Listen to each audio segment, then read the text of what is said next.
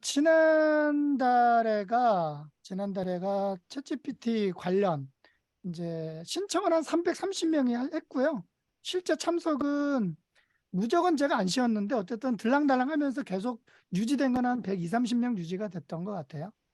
이제 앞단에는 약간 좀 기술적 측면이라 뒷단에 이제 제가 인사 활용법들을 했는데 준비를 했는데 좀 이제 급하신 분들은 또 그만 듣고 일찍 가신 분도 있기도 했었는데 아무튼 안타깝지만 뒤에서 제가 활용법이나 이런 것들을 좀 강의를 좀 했었고요. 오늘 뒷단에는 챗 GPT에서 좀 더 새로운 얘기하고 아마 여러분들도 가끔 이제 질문이나 이런 걸 해봤을 텐데 이제 공감되는 질문이 있고 아마도 저런 측면도 있구나 해서 제가 직접 시연하는 것들 그런 것들 같이 한번 한 2박 3일을 갔다 왔었고요. 이제 징기스칸 프로그램을 이제 코로나도 좀 이제 풀려서 진행을 하려고 그래요. 아마 신입사원 또는 뭐 팀장 임원급들 가도 좋을 것 같고 5월달이면 시베리아 횡단까지는 아니지만 기차를 한 5박 6일 타러 가려고 합니다. 그래서 이제 그 안에서 이제 프로그램들을 짜려고 하는 거고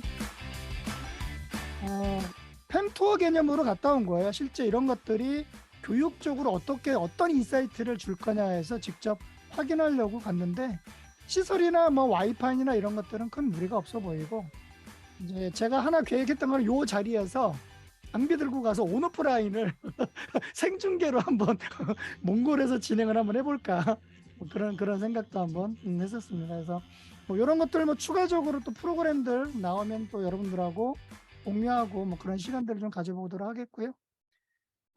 그리고 이제 지금 포럼도 이제 많이들 좀 갖춰지고 있는 것 같아요. 이제 벌써 협회만 하더라도 뭐 벌써 15년째 이런 모임들을 진행을 하고 있고 또 대학 쪽도 사실 줌 때문에 그러는데 거의 만 2만 5천, 2만 한 7천 명 정도가 줌으로 제가 이렇게 온오프라인 기업이나 강의를 했던 것 같아요. 누적으로 보면. 그다음에 피플스 그룹 협동조합인데 이게 한 10여 년 됐거든요. 이제 그거를 이제 위에 입선배들이 진행했던 거를 제가 이제 인수해서 이제 여기 같이 좀 컨설턴트들끼리 모여서 서로 간에 좀 상부해서 그냥 파트너 개념이 아니라 아예 조합으로 들어오면 좀 더 나으니까 해서 그런 개념으로 좀 이제 뭐 어떻게 보면 처음에 이 포럼을 2008년도에 만들었던 게 뭐 여러 가지 있지만 HR에 계신 분이 이제 뭐 조직 또는 나와서 좀 더 이제 뭐 강의를 하실 분은 또 포럼 내에서 강의를 한다든지 이제 그런 것들을 준비하려고 10몇 년 전부터 준비를 했던 건데 그러한 것들이 이제 피플스 그룹에서 좀 더 활성화가 될 것 같고요. 그다음에 따끈합니다. 출판. 이거 한 일주일 전에 출판업 등록을 했습니다. 그랬더니 줄을 서 주시더라고요. 먼저 책을 쓰시겠다고. 이전 회사에 있을 때 리더라면 자기의 생각을 글로써 공식화되는 게 좀 필요하겠다 해서 환경닷컴에 칼럼 창을 만들어서 계속 칼럼을 쓰게끔 했었거든요. 그래서 칼럼 위원회를 만들어서 이제 돌아가면서 칼럼도 쓰기도 했었는데 그거 자체가 이제 리더를 성장시키는 방법이라 생각해서 이제 그렇게 한번 진행을 했었었고요. 근데 저도 그렇지만 주변에 조금씩 이제 좀 나이가 이렇게 차시니까 사실 플랜 B를 준비해야 되거든요. 근데 어떤 직무든 플랜 B를 준비하는 거는 자기가 10년, 15년 동안, 20년 동안 해왔던 부분을 정리해서 책을 내는 게 가장 플랜 B를 준비하는데 첫 번째라고 생각이 되더라고요. 그래서 출판업을 통해서 좀 더 책을 좀 내도록 제가 좀 이렇게 괴롭히려고 하고 있고 뭐 비용이나 여러 가지가 좀 복잡하면 사실 전자출판하면 되거든요. 그래서 이제 그런 것들을 전자출판하면 또 분량도 그렇게 프리하기 때문에 좀 이런 것들을 통해서 좀 서로 간에 좀 이렇게 성장하는 모델을 좀 만들려고 노력을 하고 있습니다. 그리고 실제로 공저를 지금 2권을 냈어요. 이제 시집을 20명이 100일 동안 써서 12명이 120편 써서 냈고 익스피리언스는 1박 2일 워크숍 가서 17명의 책을 썼고 이번에 이제 22일, 23일 날 이제 오늘 같은 주제가 되겠죠. 그래서 DX 익스피리언스 이제 어떤 주제로 좀 더 접근할 거냐는 이제 또 고민을 해야 되는데 도구를 쓰는 겁니다. 그냥 우리 GPT를 가지고. 그럼 이제 그런 거를 팀 간에 자료 조사해서 정리하고 하는 것들 그리고 그런 것들이 또 조직 내에서 또 어떻게 연결이 되는지 그런 사례들을 모아서 DX 익스피리언스 책을 쓰려고 합니다. 계속 이제 지금 HR의 모든 것도 지금 경험 기반으로 가기 때문에 익스피리언스라는 주제로 이렇게 같이 공저를 내려고 하고 있으니까 많이들 참여를 해 주시고요. 현재 정 인원은 16명이고 8명 신청했습니다. 혹시 우리 체력부 부장님 네 가시면 좋습니다. 나중에 한번 해 주시고 여기 동화그룹 동화컬처빌리지가 그 남양주 쪽에 있어요. 그래서 인제 식사비 계산해서 뭐 그 정도만 비용을 받고 인제 진행을 할 겁니다. 뭐 요런 식으로 진행을 할 거고, 그때 당시는 줌으로도 한 서너 개 팀이 들어와서 전체를 보면 한 7 팀이 참여해서 이렇게 아웃풋을 만들어서 진행을 했었습니다. 근데 이렇게 온라인까지 동시에 진행해서 7 팀이 진행하는 때 아웃풋이 나올까 했는데 뭐 다들 프로들이라 진행이 되더라고요. 그래서 뭐 여기 이따 줌에 다시 제가 공유 드릴 테니까 관심 있는 분들은 같이 참여를 해도 좋을 것 같고요. 여기 지금 인제 HR에 계신 분들이 좀 대부분 참여를 하셨는데, 지난번 그 여의도에서 할 때는 330명 중에 한 150 명은 HR, 나머지가 다 교육기관에서 다 왔어요. 제 친정 빼고는 다 들어온 것 같더라고요. 신청은 뭐 다 들어왔는지 모르지만. 지금 HR 실태 조사를 지금 제가 인제 4 년째, 5 년차 올해 진행하거든요.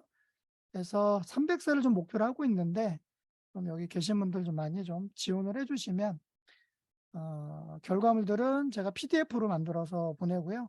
아마 지금 출판업을 등록을 해서 좀 더 내용을 넣어서 출간 형식으로 할지 모르겠어요, 이 데이터를 가지고. 고민을 좀 하고 있습니다. 현재 6월 1일 날 실태 조사 요청을 드리려고 하는데, 그때 좀 꼭 잊지 마시고 도움을 주시면 좋을 것 같습니다. 자, 166회 KHR 포럼 챗GPT를 활용한 협업 툴 설계. 설계라는 게 어떤지 이렇게 GPT 자꾸 설계 물어보니까 그야말로 그 제도 설계를 얘기하는데, 우리는 설계가 좀 더 포괄적으로 많이 짜죠. "너 설계했어?" 뭐 이런 것처럼. 그런 맥락입니다, 맥락. 그리고 이제 그런 이제 활용법 관련된 부분인데, 그게 두 개입니다. 일단 DT 기반 이제 DX로 하고 있죠. DX 기반의 협업 도구, 그러면 인제 어떤 협업 도구들이 있는지 오늘 한번 눈여겨를 한번 해 보세요. 뭐 서너 개 정도 아시는 분도 계시겠지만 '아 저렇게까지 많아? 각각의 특징이 다르네?' 뭐 고런 맥락에서 인제 그러면 어떤 거를 선택할 거냐, 뭐 그런 것까지 우리 인제 이가은 대표가 얘기를 해줄 거고, 또는 인제 챗GPT하고 그중에 인제 노션 가지고 어떻게 또 같이 도구들을 융합할지, 뭐 그런 것들을 한번 설명을 드리도록 하겠습니다. 신청할 때 몇 가지 이렇게 좀 질문들을 주신 부분들이 있는데요. 협업 프로세스 요런 것들 뭐 우리 이가은 대표가 좀 약간 언급을 할 것 같고, 당연히 효율성, 생산성하고 연결이 되어 있겠죠. 그다음에 회사의 팀 단위에서 협업을 매끄럽게 할 수 있는 방법. 팀 단위에서 협업을 매끄럽게 할 수 있는 방법은 첫째는 팀장의 역량입니다. 팀장의 역량은 두 가지죠. 툴을 제대로 완벽하게 쓸 것, 그다음에 어쨌든 조직을 리드하는 역량이 되겠죠. 그다음에 또 하나는 뭐예요? 이게 직원들이 잘 쓸 수 있게끔 안 쓰면 설득을 하든지 해서 연습을 시켜야 되는데, 사실 그런 것들이 잘 되어 있지 않아요. 그럼 이제 그걸 설득해야 되는데, 그러려면 왜 이 도구를 쓰는지, 어떤 목적 아웃풋들이 있는지를 팀장이 알고 얘기를 해 줘야 되는데, 그게 안 되니까 좀 진행이 안 되는 경우들이 많더라고요. 근데 거꾸로 그럼 밑에서 그럼 하면 될 거 아니냐? 이거 팀장님을 설득 못 해요. 그래서 여기 우리 리더분도 계시지만, 지금 이런 협업이나 이런 것에 그 변화의 걸림돌은 죄송하지만 팀장과 임원이에요, 이미. 걸림돌이에요. 그게 팀원들이 걸림돌이 될 때가 있었어요. 왜냐하면 어떤 매뉴얼이 있고 가르치고 막 해야 됐던 시기인데, 지금은 이제 어느 정도 우리가 한 90 년대 2000년 초반에 이미 시스템이 갖추어진 상태에서 또 다른 시스템을 갖추려고 하니까 오히려 팀장이나 임원분들이 어려워하세요. 어려워하세요. 그래서 그게 밑에서 올라가기는 대단히 어렵더라고요. 뭐 고런 맥락들이, 사장이 이걸 알면 그런 맥락에서 추진하는데 또 그런 거에 관심이 없으면 또 진행이 잘 안 되기도 하고. 그다음에 툴에 대해서는 얘기를 드릴 것 같고, 협업 툴 현혹 실제 사례, 뭐 실제 사례나 몇 가지들, 뭐 이가은 대표 뭐 또 스타트 기업에는 많이 또 소통하니까 그런 것들 얘기를 해 주면 좋을 것 같습니다. 진단 툴이 있는데요. 아마 한 2분 정도 걸릴 것 같아요. 2분 정도. 어 여러분들이 인제 협업 도구나 이런 걸 선택할 때 이 문항들을 한번 보면 될 것 같아요. 뭐 여기 연령대도 있지만, 지금은 제가 설문을 하기 위해서 연령대를 하지만 조직의 연령대도 중요하죠, 협업 도구의 선택을 할 때.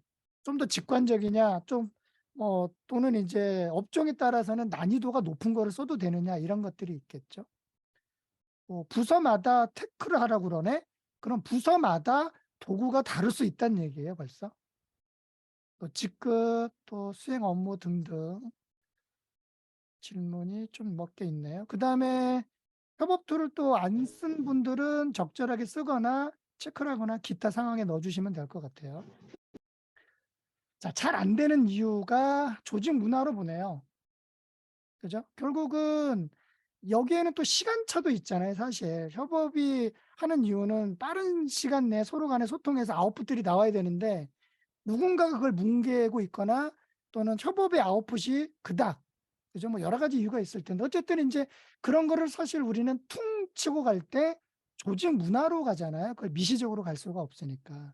그러면 인제 이런 것들에 대해서 이제 한참 뭐 코로나 이슈가 발발되고 이러면서 또 흐름도 변화도 빠르고 이러면서 조직 핵심 가치를 다른 거를 바꾸자 또는 재정의하자.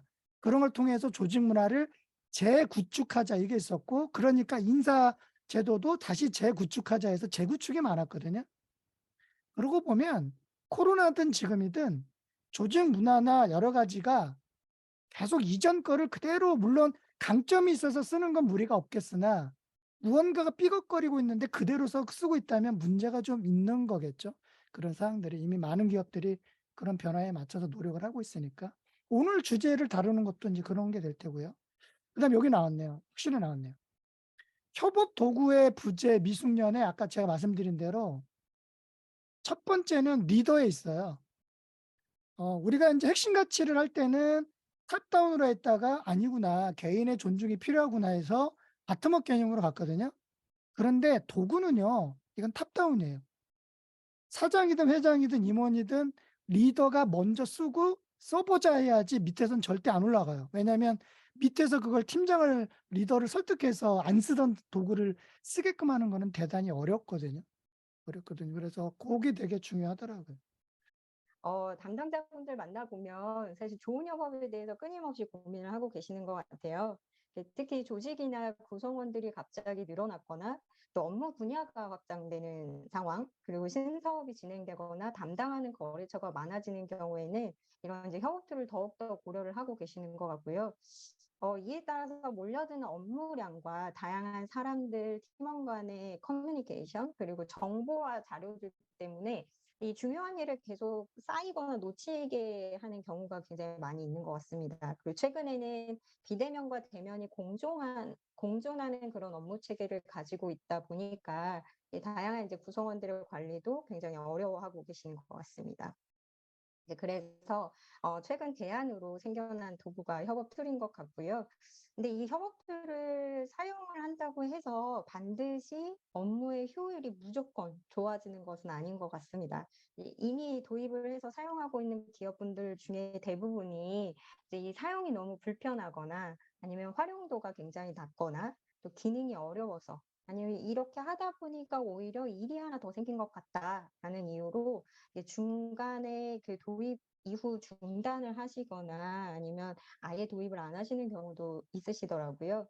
그래서 이 시간에는 그 협업툴 도입하시기 전에 우리가 필요한 것이 무엇이 있는지 한번 체크리스트를 함께 확인하면서 네, 간단하게 워밍업을 보도록 하겠습니다.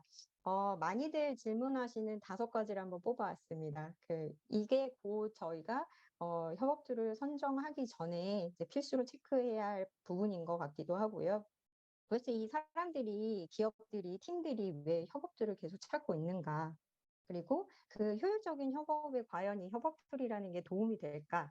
그리고 우리 회사도 다른 회사들이 다 사용하고 있으니까 우리 회사도 사용을 해야 할까? 그럼 사용을 해야 한다고 하면 이 많은 툴들 중에 도대체 어떤 걸 선택을 해야 되고 그걸 어떻게 사용하면 효과적일까? 이 5가지를 한번 가볍게 이야기 나눠보도록 하겠습니다. 첫 번째입니다. 요즘 협업도 인기가 많죠. 왜 인기가 많은지 이유를 들어보면 첫 번째는 이제 다들 아실 거예요. 이제 근로자 유형이 굉장히 변화되고 있습니다. 디바이스 활용이라는 거는 이제 모바일과 PC의 활용도가 훨씬 더 보편화되고 있고요. 심지어 이 PC 모바일을 통해서 우리는 생활의 80% 이상 모든 것들을 다 활용을 하고 있어요. 네, 문서 작업부터 문서 공유, 쇼핑부터 영상 뭐 보는 것까지 모든 것을 지금 디바이스를 통해서 활용을 하고 있죠. 이거는 MZ나 알파 세대뿐만 아니라 이제 기성세대들도 이제 사용에 좀 더 익숙해지고 있는 상황입니다. 이제 온라인 네트워킹의 유형이 생겨났는데 최근에 어떤 분이 그렇게 얘기하시더라고요. 저희 신입 직원이 들어왔는데 전화를 하면 전화를 받지를 않는데요, 팀장님이 전화를 하면. 근데 이제 카톡이나 메신저로 질문을 하면 바로 답변이 오더라는 겁니다. 이게 이제 문제가 있어서 그런 것이 아니고요. 최근에는 온라인에서 텍스트로 대화를 하는 것이 더 익숙해지다 보니까 보이스조차도 녹음을 해서 서로 네트워킹을 하는 이런 상황이 벌어지는 거죠. 그 이제 또 하나는 새로운 문화, 업무의 문화들이 지금 만들어지고 있는데 그게 계속 꾸준히 지속되어 있는 그 워케이션, 그리고 워라밸, 그리고 하이브리드 워크 이런 부분들의 문화들이 계속 생성되고 더 지속되고 있는 상황입니다. 그래서 MZ와 알파 세대의 소통 방식이 굉장히 변화되고 있는데 2025년도 근로자의 75%가 이 세대들이 될 것이라는 통계처럼 사실은 디지털 대전환 시대와 또 미래 근로자의 업무 특성을 반영해서 이런 스마트 워크의 보편화, 실시간 새로운 기능이 개발되고 반영되고 이러한 현재의 변화들을 우리는 익숙하게 확인해야 합니다.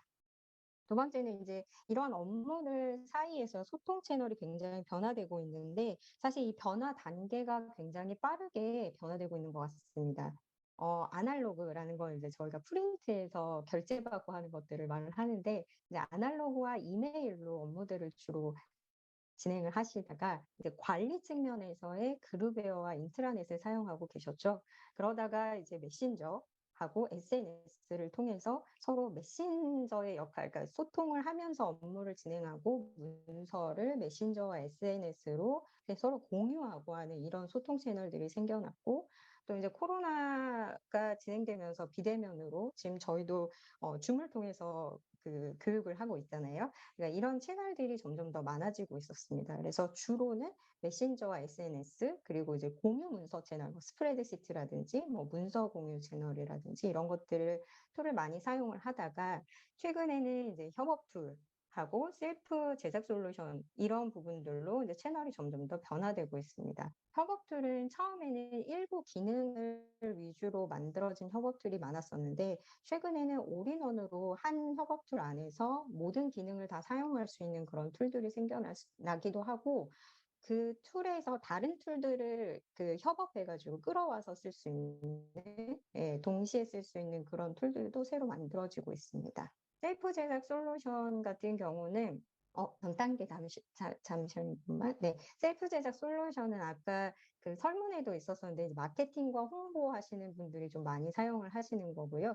이제 개인적인 프로필을 링크를 통해서 만드는 리틀리라든지 그리고 이제 간단한 홈페이지는 직접 만들 수 있는 뭐 IMV라든지 이런 셀프 제작 솔루션들도 굉장히 지속되고 새로 개발되고 있습니다. 그리고 이제 업무의 형태가 좀 다양화되고 있는데 일단 1 인이 작업하는 업무의 범위가 굉장히 많아지고 있습니다. 이제 혼자서 다양한 업무들을 처리해야 하는 경우가 있고 또 이제 다른 팀의 멤버들과 또 다른 팀과 공동 업무를 하는 경우도 있겠죠.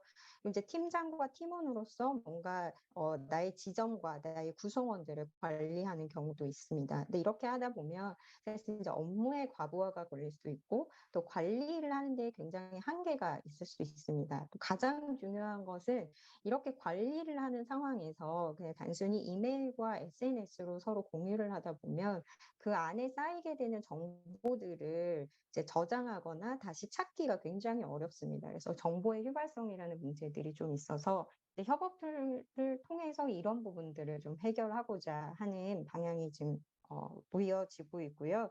그래서 협업 툴을 사용을 함으로써 이제 실시간에 정보 공유도 가능하고 이제 신속하게 의사결정이라는 장점도 있고 가장 중요한 건 이렇게 서로 나누는 정보들을 저장하고 관리하고 또 이제 관리자 입장에서는 전체적인 구성원들이 그 업무를 어떻게 진행하고 있는지를 한눈에 볼 수 있다는 장점 때문에 협업 툴을 조금 더 많이 찾고 있는 것 같습니다. 업무의 공간의 변화는 다 알고 계셔서 이제 뭐 가볍게 말씀을 드리면 일단은 사무실 안에가 아니라 뭐 영업직 같은 경우도 예전에는 외부에 나가서 일을 하면서 이제 뭐 회사 내에서 이루어지는 일들을 실시간으로 정보를 공유받지 못했었는데 지금은 협업들 내에서 전체적인 내용도 공유받을 수 있고 나에게 주어지는 미션이나 요청 사항들도 실시간으로 확인할 수 있게 되었죠. 그렇게 하다 보니까 이동하는 근무 또는 재택을 하는 근무 그리고 다른 환경에서 하는 근무조차도 이제 협업을 통해서 조금 더 다양한 정보들을 실시간으로 확인할 수 있게 된 것 같습니다. 그러면 이 협업 툴이 과연 어느 정도의 도움이 될까의 부분인데요. 사실 최근에 정보들이 많지 않아서 제가 예전에 있던 정보들을 조금 찾아봤는데 아주 기본적으로는 그 이메일의 이용량이나 메신저의 이용량이 굉장히 줄었다는 겁니다. 근데 이 이메일과 메신저는 이제 개인이 사용하는 메신저를 얘기를 하는 거거든요. 이제 보통은 카카오를 통해서 서로 이제 카카오나 라인을 통해서 대화를 나누고 문서를 주고받고 했었던 것들이 이제 이 협업들 내에서 이제 웬만한 업무들이 서로 실시간으로 이루어지면서 이 부분을 사용하는 그 횟수가 좀 많이 줄었다는 거고요. 그로 인해서 당연히 이제 알림이나 이런 것들에 대한 방해가 없어지니까 이제 업무의 집중도가 이만큼 증가를 했다라는 결과를 줬고 그리고 이제 자료 및 정보 검색에 소요되는 시간이 얼마나 걸리는가. 내 3시간 정도 이제 단축되었다가 한 21% 정도로 보여지죠. 네, 그런 것처럼 이제 예전에는 정보들을 공유하면 각자 자기 폴더에 알아서 정보를 저장을 했었어요. 근데 그걸 찾기도 어렵고 이게 이제 업그레이드가 되거나 정보가 변경이 된 경우에는 다시 작업을 해서 다시 전체에다 공유를 해서 개인이 또 다시 그거를 다운받아 가지고 저장한 다음에 찾아야 되잖아요. 그러니까 이러한 복잡한 과정들을 이 협업들 내에서 아주 실시간으로 변화되는 정보들도 공유를 할 수 있게 됐다라는 거죠. 그래서 이로 인해서 효율성이 당연히 늘어났다. 이런 결과가 또 보여집니다. 그리고 업무 메신저와 개인 메신저의 차이가 있는데 사실 개인 메신저에 대해서 MZ 세대들이 굉장한 스트레스를 받고 있다고 해요. 근데 저는 이 도표를 보면서 사실 전 MZ는 아니지만 저도 스트레스를 굉장히 많이 받는 편이긴 하거든요. 그 개인의 알림톡이 계속 울리니까 이제 그런 부분들 굉장히 스트레스를 많이 받고 있는데 이제 업무 메신저를 사용을 함으로써 사실 일과 그 개인 삶이 조금 이제 분리가 될 수도 있고 또 사생활의 노출에 대한 그런 불만도 조금 없어지고 있는 것 같습니다. 근데 이 외에도 사실 초보다는 협업 툴이 조금 더 다양화된 것 같습니다. 그래서 초반에는 사무 업무나 관리 업무 위주로 만들어지는 그 협업 툴 혹은 일반 산업군에 해당하는 협업 툴이 많아져서 그 분야에 계시는 분들은 협업 툴 좀 자유롭게 이용을 할 수 있었지만은 그 외의 산업군은 또 역시나 그 예전의 방식으로 그 업무를 진행을 하고 있었었는데 최근에는 이제 디자인 혹은 도면, 뭐 영상, 다른 건축, 지정 DB 관리라든지 이런 기능적인 면에서의 확장이 있거나 아니면 협업들이 아예 전문 영역으로 만들어지고 있기 때문에 이런 부분들도 좀 활용도가 매우 높고요. 가운데 그 전문 영역 카파 코넥트 같은 경우 좀 설명드려 보면 여기는 이제 건설 쪽에 해당하는 혹은 제조 쪽에 해당하는 도면을 공유를 하는 건데 이 도면을 가지고 서로 이제 의견을 나눠서 수정하는 작업들이 굉장히 많습니다. 근데 그걸 기존에는 이메일을 통해서 계속 주고받고 했다고 해요. 그러다 보면 내용을 빠뜨릴 수도 있고 새로 업그레이드된 버전이 어떤 것인지 굉장히 헷갈려하는 경우도 있었기 때문에 네, 이 협업 툴을 사용함으로써 그 안에서 실시간으로 수정과 변경과 그리고 최종 결과물과 이런 것들을 동시에 확인할 수 있어서 좋은 효과가 있었다고 합니다. 그리고 이제 '우리 회사도 필요할까?' 사실 이 부분이 가장 중요한 부분이잖아요. 이 부분에 대해서 말씀을 드려보면 네. 일단은 협업 툴을 사용을 하시게 되면 일단은 도입과 그 효율적인 도입과 사용이 되게 필요할 것 같아요. 오타가 조금 났는데 제가 한번 얘기를 드려보면 현재 사용하고 계시는 분들에게 여쭤보면 "아 이 협업 툴이 또 하나의 일이 되고 있는 것 같다." 그리고 이제 "익숙하지 않아서 업무가 조금 더 딜레이되고 있는 것 같다." 그리고 이제 기존 채널 반복하거나 중복 사용 이게 뭐냐면요. 그 협업 툴 내에서 메신저가 있는데 그 메신저는 쓰지 않고 협업 툴의 다른 기능을 쓰면서 메신저의 역할은 여전히 카톡이나 라인으로 하고 있다라는 거죠. 이제 협업 툴을 쓰는 이유는 그 안에서 이제 모든 것들을 해결하고자 하기 위함인데 기존에 사용하고 있던 카톡 메신저를 계속 동일하게 사용을 중복으로 하고 있으면서 이제 채널에 오히려 하나 더 생긴 그런 상황이 벌어진 케이스였습니다. 그리고 이제 전사적으로 "우리 이 협업 툴을 사용하자."라고 했는데 일부 팀만 굉장히 열심히 사용하고 있고 나머지는 사용을 안 하고 있습니다. 그래서 이제 그런 결과적으로는 팀끼리의 협업인데 한 팀만 공유가 잘 되고 나머지는 결국은 공유가 다 안 되는 상황이 벌어질 수 있다라는 거죠. 그리고 기능이 굉장히 많지만 그중에 가장 사용하기 쉬운 몇 가지 기능들만 사용하고 있다 보니까 "이렇게 좋은 기능이 있었어?"라고 얘기하는 경우가 많아진다는 것입니다. 그리고 현재 사용을 잠시만요. 네. 현재 사용을 고려하고 있는 입장에서도 사실은 이게 효율성의 불확실도 있고 또 사용법의 부담도 있고 '정보 유출은 되지 않나.' 이런 걱정들이 있기 때문에 이제 결과적으로는 이제 협업 툴 사용을 중단하거나 도입하지 않게 된다는 것입니다. 저희가 어떤 협업 툴을 선택해야 하나 하기 전에 이제 먼저 종류와 특징을 좀 알아볼 필요가 있는데요. 사실 뒤에서도 말씀을 드릴 거지만 굉장히 많은 협업들이 있고 그 협업들이 또 더 많아지고 있는 것 같습니다. 크게 그냥 구분을 해 보면 그 메신저형, SNS형, 프로젝트 관리형, 원페이지 협업 툴 이런 식으로 나눠져 있는 것 같고요. 이제 아까 설문에서 필요로 하는 기능들을 말씀 주셨잖아요. 그 기능에 입각해서 이렇게 채널들을 조금 구분해서 보시면 더 좋을 것 같습니다. 먼저 메신저형은 말 그대로 페이지 안에서 실시간으로 이제 서로 채팅을 의견을 주고받는 것이에요. 그러면서 필요로 하는 파일이나 그런 내용들을 서로 공유하는 그런 메신저 형태이고요. 아까 슬랙 쓰시는 분도 계셨던 것 같은데 슬랙이랑 팀즈를 좀 많이 쓰고 계시잖아요. 그렇게 쓰고 계시는 분들은 좀 업무가 빠르게 진행이 돼야 하거나 의사결정이 조금 더 빨리 진행돼야 하는 그런 산업군이나 팀에서 굉장히 유용합니다. 그래서 누군가가 뭔가를 올렸을 때 거기에 댓글을 달고 또 댓글을 달고 그래서 변화되는 것들을 찾는 그런 형태의 메신저 협업 툴이고요. 근데 좀 반면에 여기에서는 말씀드린 것처럼 그 문서를 주고받았을 경우에 그 문서를 한 공간에서 한꺼번에 찾아보거나 보관할 수 있는 기능이 좀 많지 않습니다. 그래서 그런 부분들보다는 의견을 좀 더 빠르게 주고받자라는 경우에 좀 많이 사용을 하고 계시고 이제 SNS형 같은 경우는 페이스북이나 인스타그램을 생각해 주시면 좋은데 이제 본인의 내용을 어떤 업무의 내용을 작성을 하고 거기에 뭐 문서도 서로 공유할 수 있지만 뭐 댓글도 공유할 수 있고 이런 식으로 뉴스피드로 프로젝트별로 진행되는 것이 이제 SNS형입니다. 그리고 프로젝트 관리형 같은 경우는 보통 칸반이나 간트 차트를 이용해서 뭐 일과 또 프로젝트의 그런 목표를 설정하고 일정을 설정하고 그 진행 사항을 좀 시각적으로 파악하고 싶을 때 주로 선택하는 협업 툴입니다.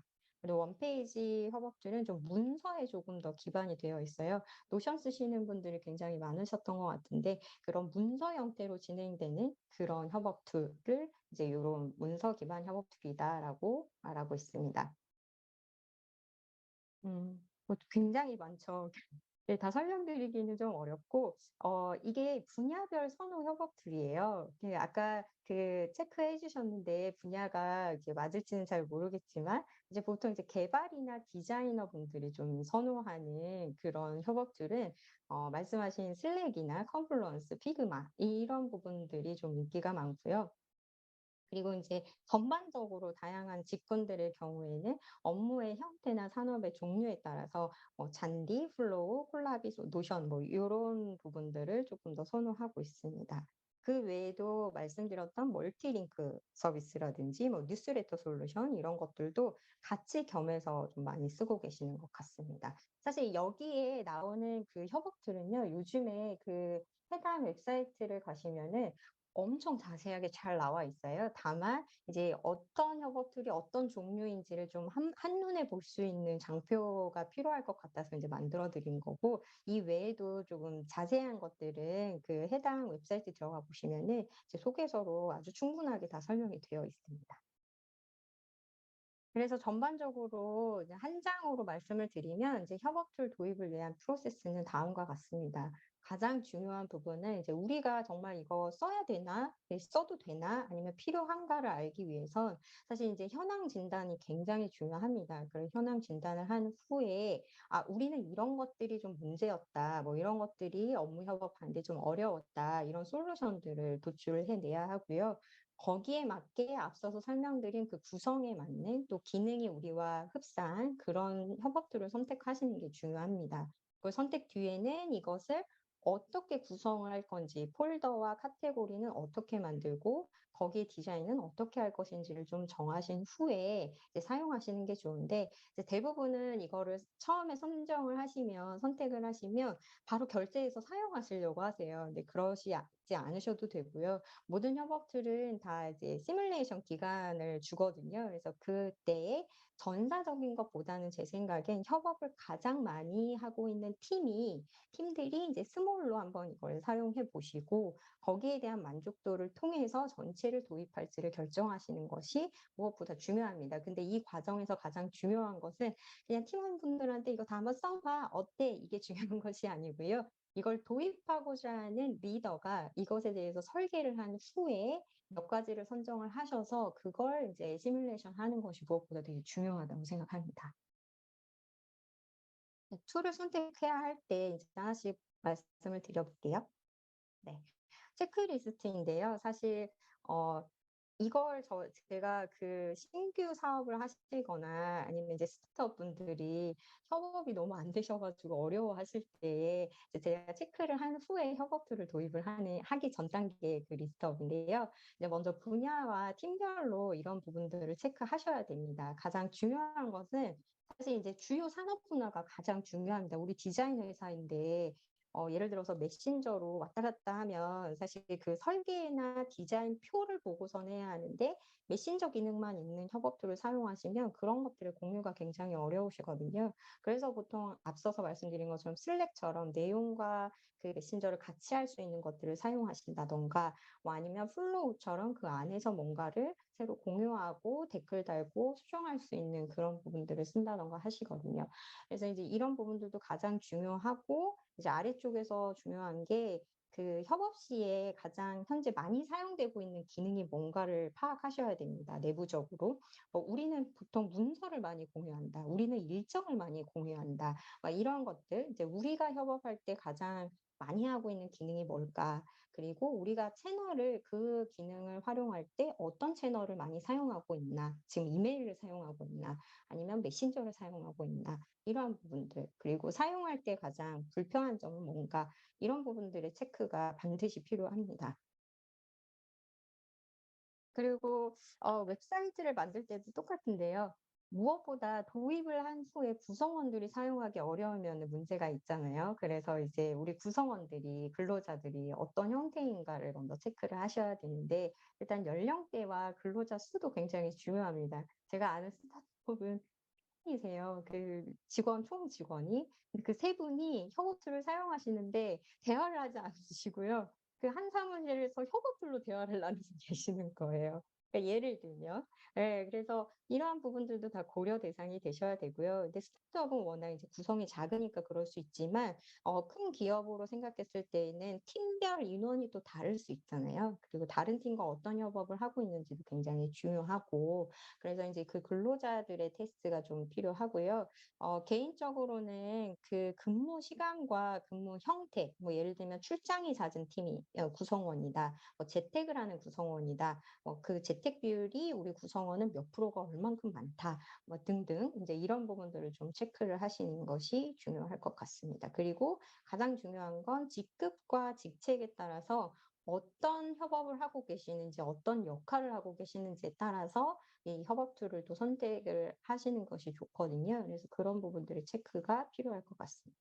네네. 네. 자, 외부 이해관계자 같은 경우는 일단 인사팀의 경우에는 내부 구성원들을 위한 업무를 하고 계시지만 이제 영업부나 마케팅부처럼 이제 외부와의 그 파트너십을 훨씬 많이 하고 계시는 팀들이 있으실 수 있어요. 근데 그런 팀들에 있어서도 이제 어떤 형태를 가지고 있는지, 업무 형태와 이런 것들이 무엇인지, 그리고 가장 필요한 기능은 무엇인지, 이제 이런 부분들도 중요하고요. 근데 이 부분이 왜 중요하냐면 그 협업툴이 최근에 기능을 보면은 그 내부 구성원들을 초청을 해서 내부 구성원들이 그 협업툴을 사용을 하고 있지만 일부 기능에서는 외부의 인력에 권한을 줘서 우리 협업툴로 들어올 수 있게 하는 그런 기능들도 있거든요. 그래서 우리 협업툴 안에 외부인이 볼 수 있는 폴더를 따로 생성을 해서 그 안에서 업무들을 또 공유를 하시고 계세요. 그렇기 때문에 우리가 거래하는 거래처나 그 외부 파트너사들이 이런 협업툴의 사용 경험이 있으신지 이런 부분들도 좀 체크를 하시는 것이 중요할 것 같습니다. 네, 그래서 이제 최종적으로 한번 말씀을 드려보면 우리 회사에 필요한 협업들을 선정할 때에는 가장 먼저 필요성 먼저 체크하시는 것이 중요합니다. 사실 이게 업무가 너무 잘 협업이 안 되고 이제 뭔가 하나 있으면 더 잘 될 것 같은데라는 생각을 다들 하셔서 여러 가지 방법들을 이제 모색하고 계시는 거잖아요. 그런데 실제로 앞선에 있는 이런 체크리스트를 하시다 보면은 업무 전체적으로 봤을 때 우리 업무 프로세스 상의 문제인 건지 아니면 정말 채널을 사용하지 않아서 발생되는 문제인 건지를 구분하실 수 있게 됩니다. 그래서 예를 들면 이거는 그냥 이메일로 카톡으로 왔다 갔다 하다 보니까 시간이 너무 많이 걸려. 이것은 이제 채널을 바꿔주면은 수월해지는 부분인 거죠. 그런데 이제 공유를 할 때 뭐 예를 들어서 내가 윗사람한테 공유하고 윗사람이 또 다른 사람한테 공유하고 다른 사람이 다른 팀한테 공유하고 이렇게 공유를 여러 팀한테 할 필요가 없는데라고 이제 이런 부분들은 사실 프로세스 부분인 거잖아요. 그래서 과연 우리 자체적인 문제인 건지 아니면 채널이라는 그 도구를 사용하지 않아서 벌어지는 문제인 건지를 구분할 필요는 있을 것 같습니다. 그리고 이제 반드시 협업툴을 사용하시기 전에 우리는 이 협업툴을 통해서 어떤 목적으로 사용할 거고 어떤 변화가 있었으면 좋겠다가 명확하셔야 됩니다. 예를 들어서 우리는 직원들 간의 소통이 좀 더 수월했으면 좋겠다라든지 우리는 문서가 한 공간에서 잘 모여졌으면 좋겠다라든지 이런 기대 효과들이 분명해야 합니다. 그리고 이제 팀별 업무에 필요한 필수 기능들이 굉장히 중요하고요. 이 기능에 따라서 협업 툴을 어떤 걸 선정할지가 결정이 되는데요. 근데 예를 들어서 모든 기능을 다 담을 수는 없잖아요. 그렇기 때문에 최근에는 하나의 협업들을 선택한 후에 그 안에서 다른 기능, 기타 다른 기능을 갖고 있는 협업 툴과 이제 조인해서 사용하는 경우가 많아지고 있습니다. 그리고 이제 협업 툴 사용 대상도 고려를 해야 하고 가장 중요한 거는 이제 보안성이라든지 연계 가능한 채널이 있는지 그리고 가격은 어떤지 이런 부분들도 함께 고려해 보실 필요가 있습니다. 네. 그리고 이게 이제 일단 사용을 하기로 결정을 한 후에는 더 중요한데요. 이제 앞서서 그 김기진 대표님도 말씀을 주셨던 것처럼 사실 채널 관리자가 분명히 있어야 합니다. 예, 그래서 이 협업툴을 사용하시게 되더라도 전체적인 이 채널이나 이런 업무 구성을 관리하시는 관리자가 있으셔야 되고요. 그러니까 물론 이제 본인의 업무를 하시면서 정리를 하시는 거죠. 그런 채널의 이제 관리자를 이렇게 권한을 주고 그 관리자가 반드시 있어야 되고요. 그 프로젝트나 팀별 어떤 그 미션들이 그 안에서 이루어질 때 그 미션마다의 방장처럼 그 관리자들이 있으셔 가지고 그 업무가 제대로 진행되고 있는지 이걸 제대로 활용하고 있는지 뭐 혹은 이제 미처리가 되는 건 없는지 이런 것들을 꾸준하게 리뷰를 하셔야 될 것 같고요. 그리고 이제 협업 툴이라는 거는 결국은 다양한 기능들이 모여서 만들어진 거잖아요. 그런 기능들은 우리가 필요로 하는 것들을 새로 개발이 돼서 만들어지는 건데 이제 여기에 있어서 이게 다가 아니라 이제 시간이 변화될수록 기능들이 계속 추가가 됩니다. 그렇기 때문에 협업 툴을 사용하시게 되면 신규로 만들어지는 다양한 기술들을 계속 모니터링하시고 공부를 하셔야 됩니다. 그리고 공부를 하신 후에 이제 구성원들과 이제 함께 사용을 좀 활발하게 할 수 있도록 해야겠죠. 그리고 이제 협업 툴을 만드실 때에는 반드시 사용 규칙이 필요합니다. 예를 들어서 사용하는 채널 우리 이러나 하자. 이제 메신저를 두 개를 쓰는 게 아니라 이제 협업 툴 안에서만 메신저를 사용하자라든지, 문서는 따로 이메일로 가지 않고 이 메신저 안에서, 그 협업 툴 안에서 공유를 하자라든지, 이러한 것들은 이제 내부 협업 툴 규칙을 별도로 만드셔야 될 것 같습니다. 네. 그리고 이제 디자인 부분에 있어서도 사실은 이 부분이 굉장히 중요하다는 거를 저는 활용을 하면서 더 느끼게 되었는데요. 이게 우선순위, 결국은 이 협업들 안에서도 우리 다양한 업무의 우선순위들이 결정이 되는데, 그거를 표현하는 방식을 이제 색깔이나 기호나 이런 것들로 표현을 하고 있어요. 그래서 뭐 예를 들어 중요도는 빨간색, 무슨 색은 뭐 어떤 거, 이런 것들도 정책을 정해 놓으셔야지만, 사실 새로 들어오는 신규 직원 혹은 이 협업들을 새로 이제 사용해 보시는 분들 경우에는 그걸 보고 이제 인식하실 수가 있게 되거든요. 인식의 학습이 가능하기 때문에 이제 이런 디자인적인 측면에서도 이제 공통된 어떤 정책이나 그리고 공통된 방식이 좀 많이 필요하다라는 것들을 이제 마지막에 좀 담아봤습니다. 확실히 이제 질문, 이게 이제 뭐 뒷단에 얘기는 하겠지만 이 프롬프트, 소위 이제 요 GPT, 우리 이제 매개 변수 파라미터라고 하잖아요. 매개 변수가 챗 GPT가 한 1,750억 개인가 되나 봐요. 그러니까 이제 어떤 단어를 던지느냐에 따라 얘가 이런 거야?" 그러니까 지가 판단해서 하는 게 아니라 연결된 걸 그냥 모아 주는 거죠. 근데 만약에 질문에 "너 왜 이렇게 줬어?" Why를 물으면 답 못 하죠. 이유 없이 그냥 주는 거죠. 그냥 그때그때 모아서. 결국은 이제 그러한 알고리즘이 짜여 있는 거죠. 뭐 어떤 거는 보면 뭐 1조 개 정도 되는 그런 매개 변수가 있다라고 하는데, 결국은 이제 그런 걸 어떻게 인제 구성을 갖추었느냐 뭐 이런 것들이 되겠죠. 어쨌든 이제 사용자 입장에서는 결국은 어떤 목적에 따라 어떤 목적으로 활용을 하려고 하느냐에 따라서 질문의 깊이가 다르더라고요 보니까. 그래서 그리고 이제 그런 질문도 너무 통으로 집어넣으면 진짜 이상한 얘기들이 막 나오거든요, 그런 것들이. 오류도 많고. 그래서 좀 더 단편적인 질문에서 그 답변하는 내용에 맞추어서 좀 더 뎁스 있게 진행하는 거, 그렇게 진행하니까 어쨌든 뭐 저는 큰 무리 없이 굉장히 방대한 내용들을, 뭐 보통 우리가 보면 막 자료를 막 모아 놓고 나중에 보잖아요.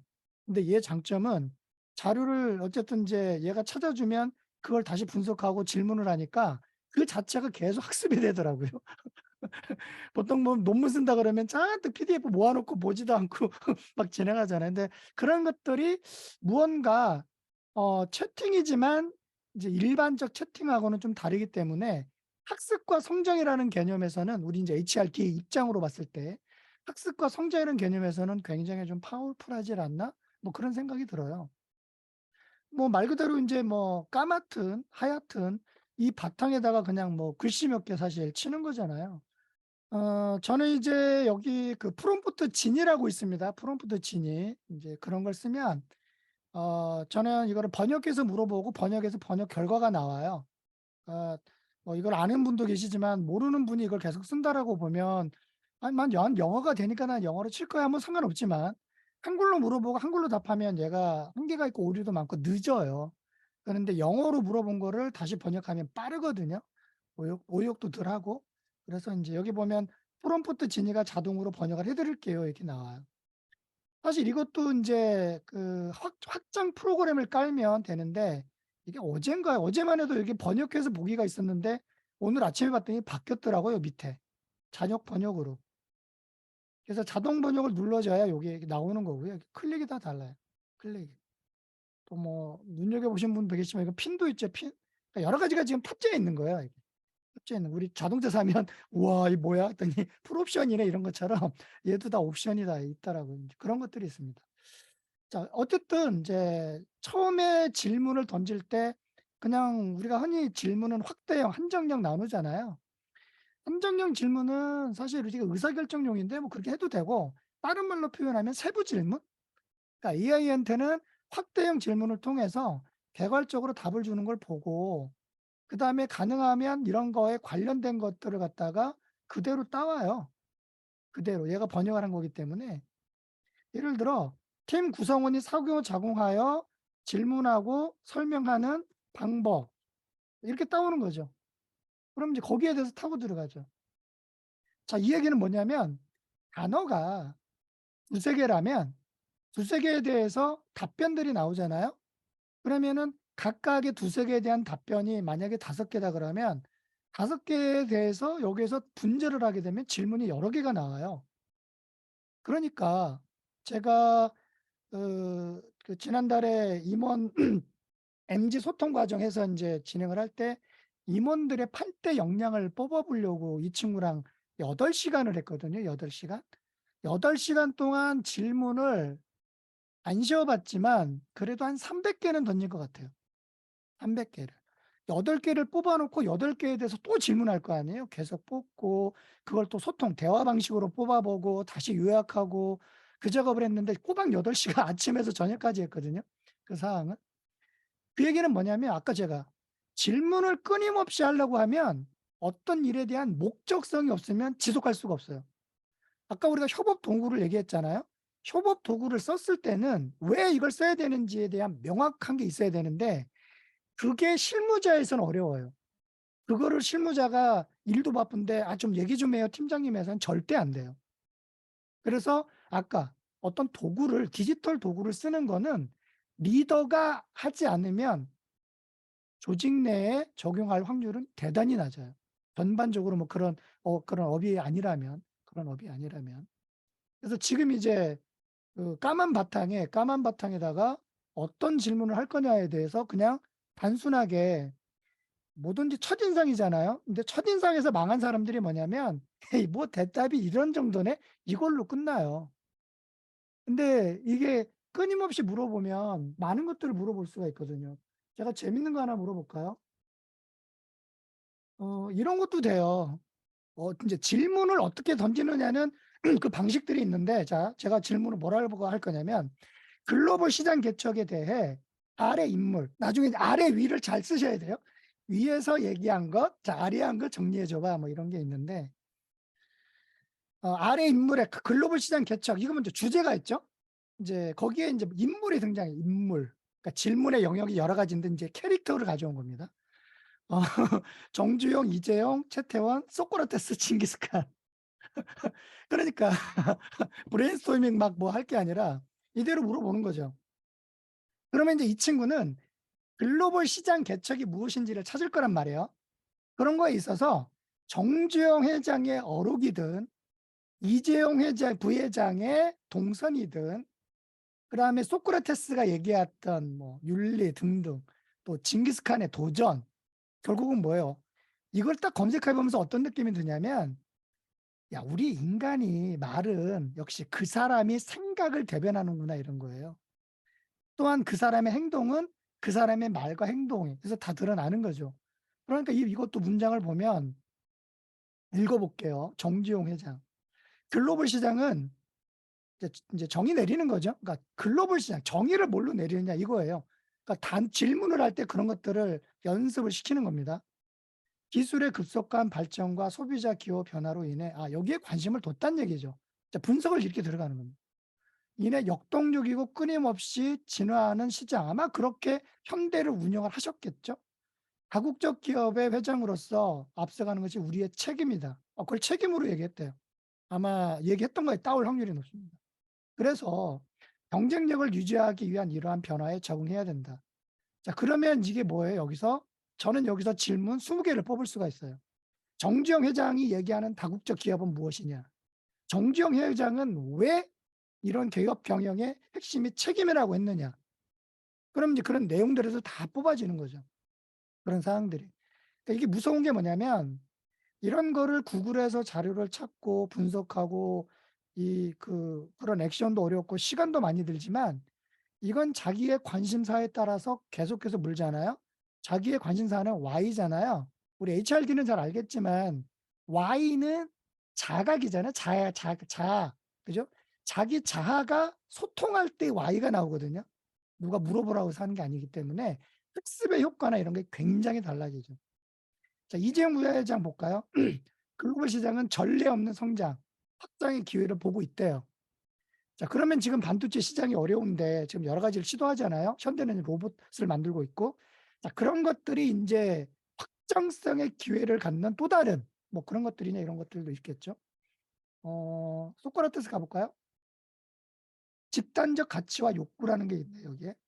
그 다음에 큰 선에서는 이제 정의와 공정성을 얘기를 하고 있고, 그다음에 징기스칸은 뭐 영향력을 얘기하고 있네요.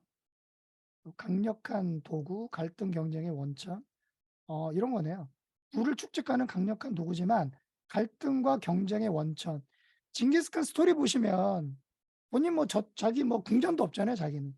밖에서 자면서 다 부하 직원들한테 다 나눠주고 뭐 그런 것들이 이제 뭔가 뭐 전쟁에서 착취를 했던 전쟁에서 얻은 물건들을 나누잖아요. 아마 그런 것들이 아마 이제 뭐 이 친구가 GPT가 볼 때는 아마 문장이 들어가 있는 것 같아요. 문장 하나하나를 보면요. 아까처럼 너 왜 이렇게 썼을까? 이 친구는 왜 이렇게 썼을까라고 생각하고 하나하나 질문을 하게 되면 굉장히 달라요. 요거 하나만 볼게요. 자, 글로벌이 뭔지 알아야죠. 우리가 기본적으로 이야기하는 시장을 알아야 됩니다. 그럼 이제 글로벌 시장을 알죠? 그러면 이제 인류에 대한 정의는 뭘로 풀죠, 우리는? 그 다음에 우리가 사회를 이루는 인간, 이 집단이 있어요. 그럼 집단을 이루는 단체에 따라서 다르죠. 우리는 이제 기업이니까 소위 핵심 가치 조직 문화가 있죠. 그런 것들에 대한 욕구는 뭐지? 그러니까 이것만 해도요. 이거 질문, 이 한 문장에서 질문이 30개가 나옵니다. 대단하죠. 그래서 지금 이제 우리가 창의성에 대한 얘기가 이미 뭐 지금 한 30년, 20년이 넘었잖아요. 2000년 전후에 창의성에 대한 단어가 나왔기 때문에 결국은 조직 내에서 지금 이제 우리는 또 채용돼야 되잖아요. 또 조직 내에서 어떤 회의를 할 때 누가 그 회의의 영향력을, 긍정적인 영향력을 발휘할까는 분석과 질문이에요. 분석과 질문. 분석과 질문. 여기 이제 우리 선일 다이파스의 김지훈 부회장님도 들어오셨는데 한번 이거 물어볼게요. 오일 교환, 타이어 교체, 뭐 이런 거 정비 방법 알려줘. 이거 찾으려고 그러면 구글에서 얼마나 시간이 걸릴까요? 그죠? 차량에 대해서 잘 모르는데. 이제 이것도 카테고리가 만약에 여기다가 차와 관련된 이상한 단어가 들어가면 이상한 답변이 나와요. 야, 너 뭔 소리야? 너 무슨 얘기인지 모르겠어. 이렇게 얘기하잖아요. 똑같아요. 왜냐하면 이 GPT는 우리 이미 많이 들었잖아요. 생성형이에요. 그러니까 뇌가 기반이에요. 있는 걸 주는 게 아니라 본인이 그거를 매개 변수를 가지고 찾아와서 재정리하는 겁니다. 그때그때마다 달라요. 그래서 단어 하나에 따라서도 굉장히 다릅니다. 그 얘기는 뭐냐면 단순하게 보면 조직 내에서 리더들이 직원들한테 어떤 이야기, 메시지를 전할 때 어떤 단어를 선택하고 하느냐에 따라서도 굉장히 달라질 수 있다는 얘기죠. 자, 그럼 이제 오일 교환 나옵니다. 차를 평지에 주차하고 일단 시키래요. 손 디니까. 이상한데 이거 오일 교체해야 되겠네. 트렁크에 사놓은 거 있는데 어떡하지? 시키랍니다. 시키래요. 그다음에 아래에 있는 배출 플러그 찾아서 뭐 어쩌고 저쩌고. 아마 이제 이거는 그 미국에 대한 정보까지 있겠죠. 이제 상황이 약간 다르죠. 예를 들어 이제 그게 하나예요. 여기는 국내 상황과 미국의 상황이 같이 들어가 있을 거예요. 그 얘기는 제가 이렇게 써보니까 챗 GPT는요, 전문가용이에요. 아셨습니까? 일반인들은 쓰는 게 아니에요. 그냥 놀이로 쓰는 거는 상관이 없는데 전문가는 프로잖아요. 어쨌든 프로는 돈을 지불하고 무언가를 전달해요. 그런데 자기가 이런 걸 모르는데 확 오일교나 일어나서 이런 걸 매뉴얼을 만들어 가지고 책을 만든다고 해보십시오. 망하죠. 그래서 누구나 챗 GPT를 활용해서 책을 쓰는 게 아니라 일정 수준 전문가가 되어야 챗 GPT를 활용해서 책을 씁니다. 최근에 챗 GPT 책 나온 것들 목차나 이런 걸 봤는데 정말 허접해요. 허접해요. 그건 그냥 일반인들 용이에요. 일반인들. 여기서 벌써 뭐 딱딱 그죠? 권정량이 이거 어떻게 올릴 거예요? 리프트 들어 올려야 되는데. 그다음에 타이어 교체, 브레이크 수리. 그러면 이제 여기에서도 이런 것들에 대해서 물어보면 나오죠. 브레이크 수리. 그러니까 몇 가지 그냥 팁을 알려드리는 겁니다. 가능하면 여기에 있는 문장을 쓰면 큰 무리가 없어요. 얘가 지가 작업해 놓은 거라. 결국은 우리가 이제 어떤 도구를 받아들일 때 이제 어떠한 마음가짐, 어떠한 목적, 그냥 흔히 얘기하는 어떠한 태도로 받아들이느냐에 따라서 이제 완전히 시대는 바뀌어 버린 거예요. 왜냐하면 그 성과가 굉장히 달라서 그렇죠. 여기는 이제 대체적으로 HRD에 관계되니까 MZ 세대들의 특징은 반드시 존중해 줘야 돼요. 이 친구들은 어떤 면에서는 나보다 뛰어난 게 많다. 이 정도면 돼요. 그래서 그걸 물어보면 됩니다. 우리가 흔히 얘기하는 강점을 얘기를 할 때. 우리의 세대들은 회사 안에 일이 있고 그 안에 시스템이 있고 거기에 일을 가르쳐 들어요. 그런데 지금은 선택지가 현장으로 내려 있잖아요. 경계가 없어요. 채용에 있어서는 맹점은 여러 왜 경계 시점에 정보가 많으니까 조직 이탈이 많은 거죠. 그런데 그걸 우려하기 전에 조직의 여러 가지의 그 개인의 여러 가지의 정보들을 조직으로 끌어올 수 있게끔 그러면 이제 뭐가 돼요? 회사 중심의 주인의식을 가르치는 게 아니라 일에 있어서의 프로의식을 가르쳐 주는 거죠. 그리고 그 프로의식을 조직 회사에서 풀게끔 만들어 주는 거죠. 그리고 거기에 적절한 도구를 제시해 주는 거죠. 그러니까 12개 팀이면 그게 R&D, 생산 뭐 이런 거에 따라서 적절하게 쓰는 도구는 달라질 수 있다는 거죠. 그런 사항들이. 어 실제 인제 이렇게 임원들이나 리더들 교육을 MZ 세대랑 이렇게 교육하면서 MZ 세대만 관련된 것도 한 200개 정도 질문을 던졌던 것 같아요, 챗GPT에. 그런데 놀랍게도 이 답변들의 공통점이 하나가 있었어요. 그게 도구예요. 도구예요. 디지털 세대 이러니까 얘네들은 도구에 능숙한다는 얘기예요. 그 얘기는 굉장히 퍼포먼스 성과가 기존 세대와는 다를 수 있다라는 거예요. 그런 것들이. 그런 것들이. 그러니까 결국은 조직은 이제 다양성으로 가야 되고요. 조직은 아까 25년도에 아까 우리 이가은 대표 뭐 MZ 세대 75%라면서 그죠? 지금 이제 전체 인구로 보면 한 33%? 그 삼성 바이오인가요? 거기 보니까 거의 뭐 한 70-80%가 MZ 세대던데 어쨌든 기업마다 다 다르게 좀 하죠. 그러면 이제 MZ 세대들의 그 강점을 가지고 조직을 구축한다는 얘기는 앞에 다양성에 대한 것, 그다음에 뭐예요? 개인의 역량. 다양성에는 개인의 역량 여러 가지가 있죠. 그런 것들을 끌어오는 거죠.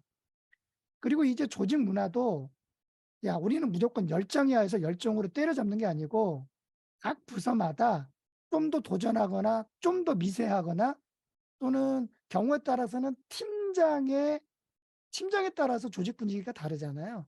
또 그게 성과를 내기도 하고 그러면 팀장에 따라서도 세부 조직 문화가 다른 거죠. 그러니까 우리는 되게 차분하면서도 분석적이고 치밀해. 그런데 최락구 팀장님만 유독 시끄러워. 왜냐면 거기는 굉장히 다양한 블라블라 뭐 이런 것들이 있어야 되거든요. 그러니까 다른 거죠. 그런 사항들이. 그런 사항들이. 지금 이미 우리 이 인류는 어마어마하게 막 빠르게 지금 변화를 하고 있잖아요. 그런데 인류가 변화가 있다는 그래프에 나는 얼마나 변화하고 있느냐를 오버랩을 잘 안 시키더라고요. 그러고 보면 지금 이 곡선의 정점에는 우리가 그냥 흔한 얘기가 아니라 지금 도구가 들어가 있어요. 그런데 여전히 우리는 호미자로 이 호미만 파신 사람 있잖아요. 야, 그럼 삽이면 이거 한 삽이면 되는데 10번 하면 아, 나는 호미가 더 빨라. 삽질 안 해요. 그죠? 체육부 부장님? 그런데 삽질을 잘하는 대리가 경력직으로 들어와서 최 팀장이 이거 삽질하면 안 돼요? 이거 삽 이거 한번 써보세요. 그러면 야, 난 좀 앉아서 하는 게 좋아. 안 쓴다니까요. 왜 그럴까요? 삽질은 연습을 해야 돼요. 호미는 빠르고 일단은 호미가 빨라요. 그러니까 벗어나지 못해요. 그걸 혼자 연습을 하든 이걸 넘어서야 되는데 그래서 대한민국이 워크 스마트 스마트 워크를 도입한다고 하지만 제가 주변을 보면 여전히 20년이 지나도 여전히 쉽지 않는 거죠. 그게 허들입니다. 결국은 어쨌든 주제가 도구니까 도구는 써야겠다는 준비가 되지 않는 이상 절대 조직 내에 스며들지 않아요. 그래서 아까 우리 이가은 대표가 도구를 선택할 때 있어서 그 프로세스가 있었잖아요. 그게 사실 조직 내에서 충분히 아까 우리 웜이 뭐 여기 있어야 돼요. 그게 그 사이에 관심도 생기기도 하고 뭐 이런 건데 그거를 딱 갖춰 놓고 예를 들어 최력구 팀장님, 부장님이 딱 연습해 놓고 "자 이렇게 써." 왜 "강대리 왜 그거 안 써?" 그냥 망한다는 얘기예요. 이거를 같이 고민하면서 해 줘야 되는데 그렇지 않으면 달리기가 어렵죠. 혼자 달리겠죠. 어 그리고 다행히 이 허들이 사실 이제 뭐 여기 뭐 프로 선수들 이거 넘을 서려면 되게 힘들잖아요. 근데 도구들이 쉬워요. 그리고 뭐 노션은 뭐 사실 좀 난이도가 높긴 하지만 쉬운 거에 뭐를 쓰다 보면 익숙해지니까 다 그런 것들이 다 써지게 되거든요. 결국은 이런 도구들이 어떤 업무를 접목하느냐에 따라서 우리는 왜 우선순위 정하잖아요. 그죠? 어떤 일에 대해서 우선순위를 두고 그 일에 대해서 적합한 도구를 써야 그게 효과적으로 접근할 수가 있거든요, 그런 사항들이. 그래서 넘어야 할 허들, 일단 적정 도구의 선택, 이게 일단 기본적으로 중요하고요. 넘어야 하는 이유가 아까 워밍업입니다. 뭐 해 보니까 어때? 좀 알 것 같아요. 뭐 다음에 그 서로 써 봤던 거 클릭한 거 얘기해 보자. 요게 필요한 거죠. 그다음에 이제 어떻게 넘어야 뭐 있어요. 그냥 연습이죠, 연습. 왜냐하면 기능이잖아요. 기능은 까먹어요. 버튼이 어디 있었지? 이거 안 보여요, 까먹어서. 그래서 그 연습이 필요한 거고 '야 이렇게 했더니 이거 되더라.' 작은 성공. 작은 성공은 제가 어디서 인사이트 있게 봤냐면 언젠가 제가 광화문에서 그 조직 DT 기반과 뭐 조직 문화 토론 뭐 진행을 했었잖아요. 사티아 나델라 회장이 마이크로소프트를 적응시키는 데 있어서 작은 성공을 공유하는 것 이거였거든요. 그래서 여기저기 다니면서 "야 이것도 됐고 저것도 됐어." 해서 회장님이 자꾸 얘기를 하는 거예요. 그러는구나, 그러는구나." 왜냐하면 거기도 한번 그죠? 어쨌든 체하고서 전체 조직 문화나 또 어쨌든 365 버전 다시 만들어 가지고 하는데 얼마나 장벽이 많았겠어요. 그죠? 또 거기도 자리 다 40% 날리고 광화문에 가서 다 풀이자석하면서 새로운 시스템에 거기다 적응시키기 위해서 어마어마하게 노력을 하신 거죠, 회장이. 그래서 회장님이나 사장님이나 임원들이 더 리더가 노력을 할 필요가 있는 거죠. 뭐 여기 보면 허걱하고 끝나는데 허걱하고 대응하는 사람이 있단 말이에요, 분명히. 근데 이 기간이 제가 볼 때 많지 않아요.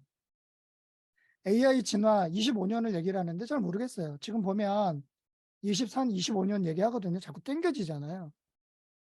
그러니까 한 1년 반 남았어요, 사실 제가 볼 때.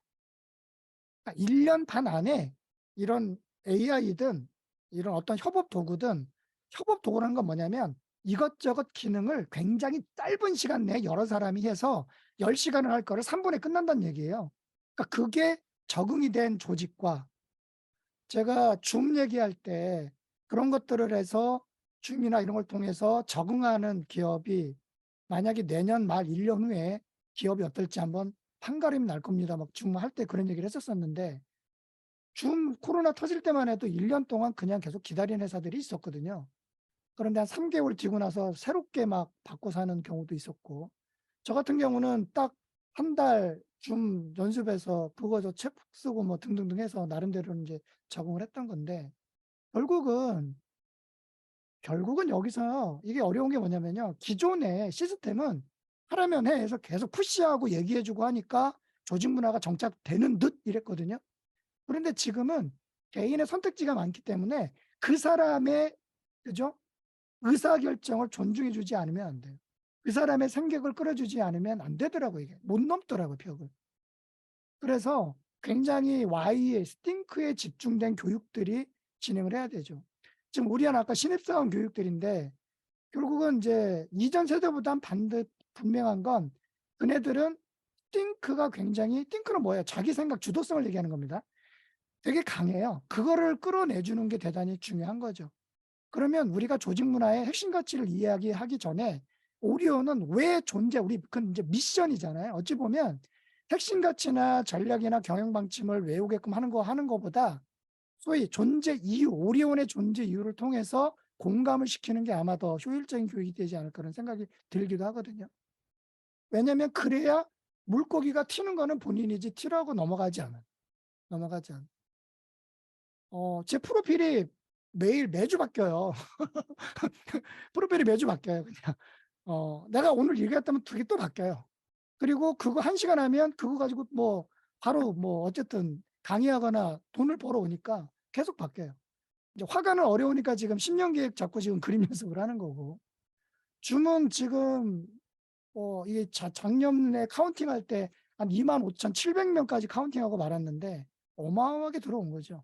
오프라인이라면 불가능하죠. 불가능하죠, 이 사항들이. 그래서 지금은 아예 그냥 DX 마스터라는 걸 넣은 겁니다. DX는 이제 여러 가지 디지털 도구가 되겠죠.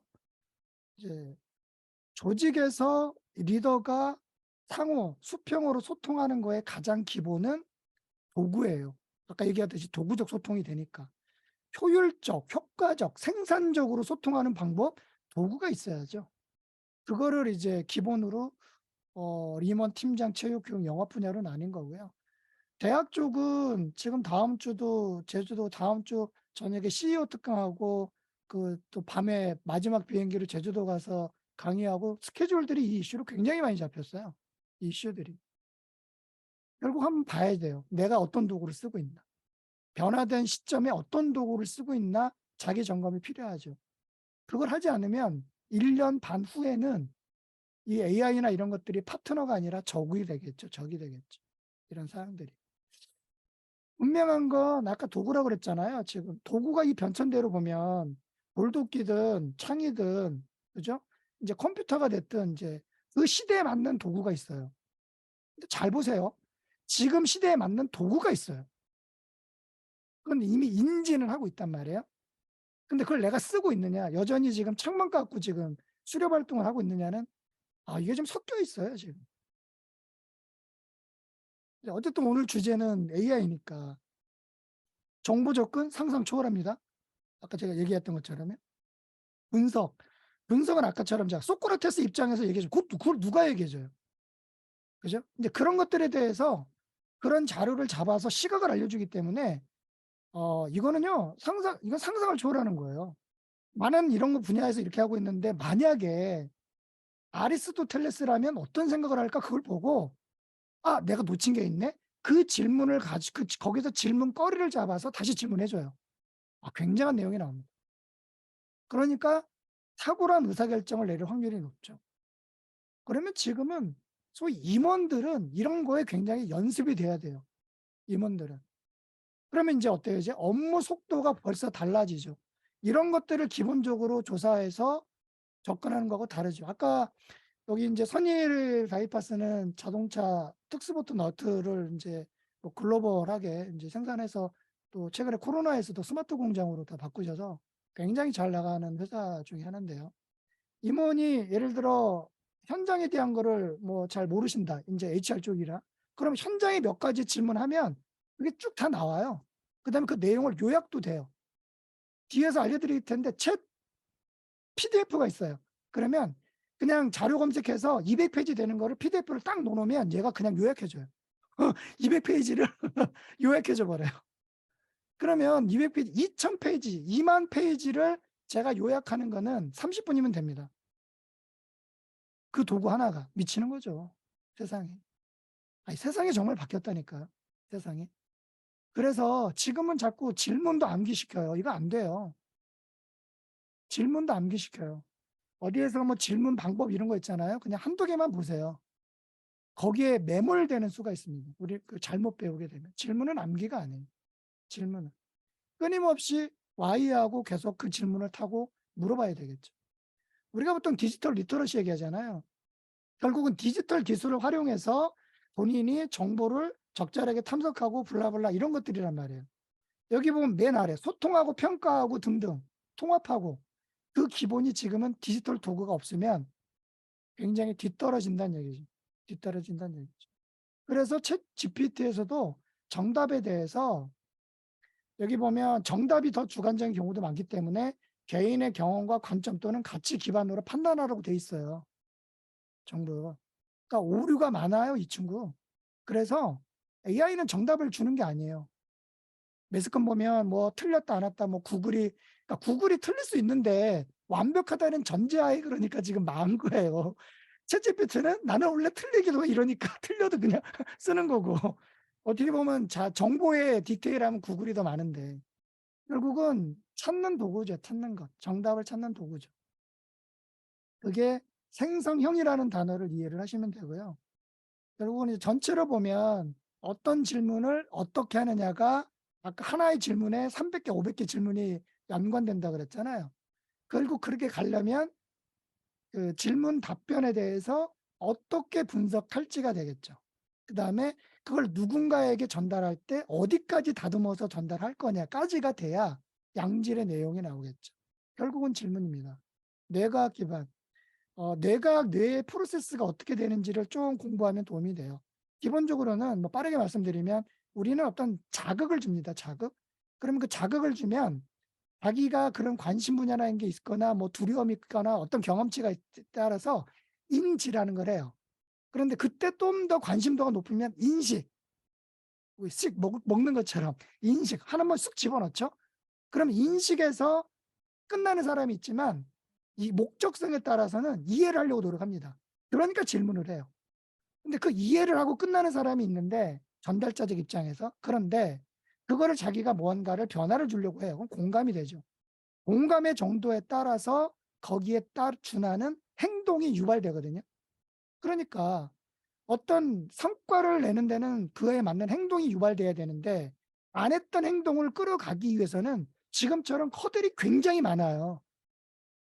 그걸 HRD에서는 굉장히 설계를 그 차근차근 가야 되는데 갑자기 훅 들어와 버리면 애들이 도망간다는 얘기죠.